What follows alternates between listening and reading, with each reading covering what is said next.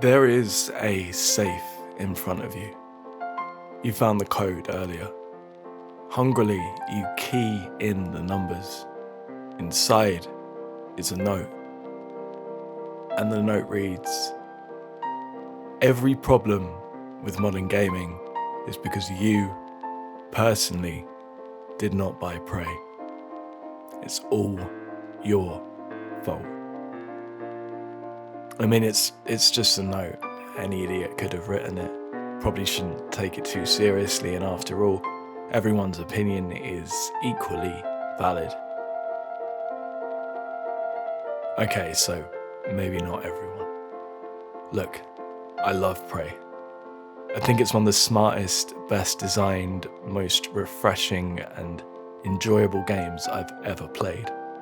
But willfully blinding yourself to the flaws in something isn't love.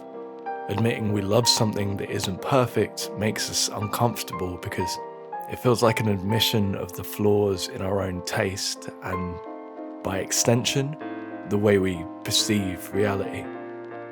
That sounds heavy, I know, but you only have to look at the way we attach ourselves to brands and individuals and ideas to see that something as seemingly simple and mercurial as taste can get really heavy really quickly.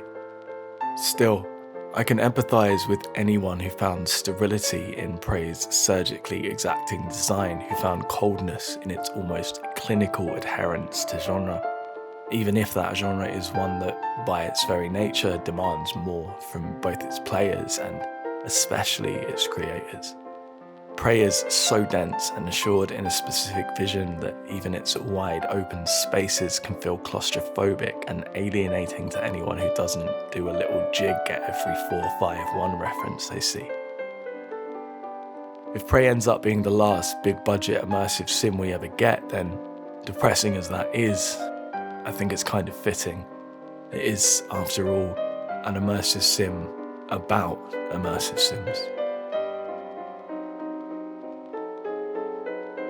In Prey, Looking Glass is a holographic projection tech. It's the same tech that fools Morgan Yu into thinking she wakes up in her own apartment every morning. It's part of a simulation that's meant to immerse Morgan in her brother's experiment. As you probably know already, it's also a reference to Looking Glass Studios, the legendary team behind the original System Shock. Prey's homage to immersive sims is more than this skin-deep shout-out though. The entire game is, thematically speaking, about mirrors. Whether that's the Rorschach tests and mirror neurons of its morality system, or the way that its multiple solutions to every problem reflect the player back at themselves, you get out of Prey what you put in.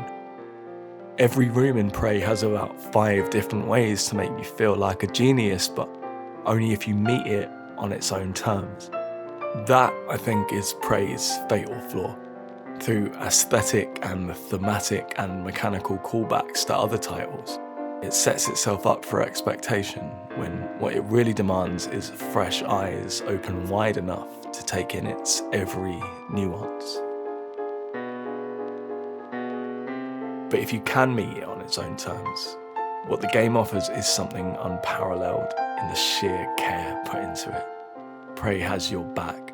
Prey has thought of anything you might want to do before you do it. Prey lets you build ladders out of glue and solve puzzles as a coffee mug.